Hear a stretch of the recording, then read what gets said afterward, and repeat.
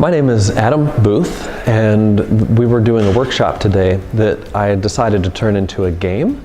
The workshop was about thinking about story and how it relates to creating social change.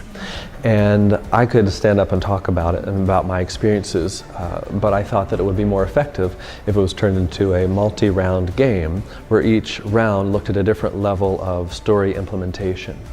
So, for example, in the first round, groups that had self-selected, they thought about change that they wanted to make happen. And they shared ideas and they met each other and then selected one particular project to work on and then began to look at elements of that project to understand, say, like the setting of a story. Who is involved, what is the community, and what do we know about the demographics of that place? Once that's established as a foundation, we moved on to the second round, in which they had to think about how can we now form a plan. And the forming of that plan was laid out like a story. Who are the characters? What is the normalcy of this story? What's the problem that can help create some action? And taking those elements of story, then thinking about the change they wanted to create. Who's involved? What is the present state of things? What is the problem? And how can we make change? So those are all the same different elements that are parallel to each other.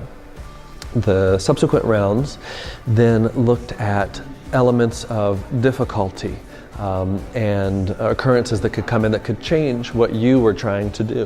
What happens when there's natural disaster? What happens when there's something like a power outage or you don't have access to the internet? How do you go about getting funding?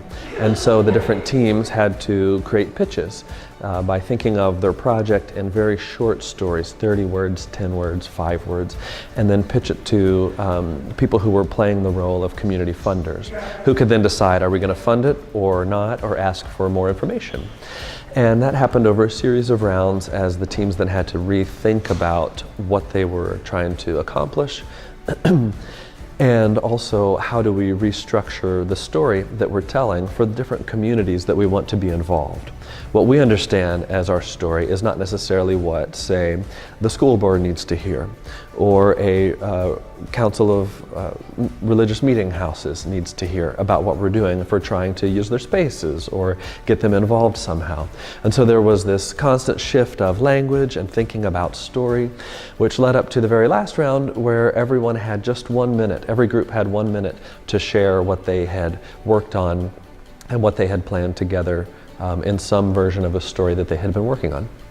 The resources for this game are available online, and you'll see that they're labeled with the different rounds, and then there are also some things called community cards and chance cards and also checks, and those are additional materials that would add in those levels of change and consequence throughout the latter rounds. So you can take these materials and try using them in your own space, whether it's a classroom or some sort of study or community advocacy organization.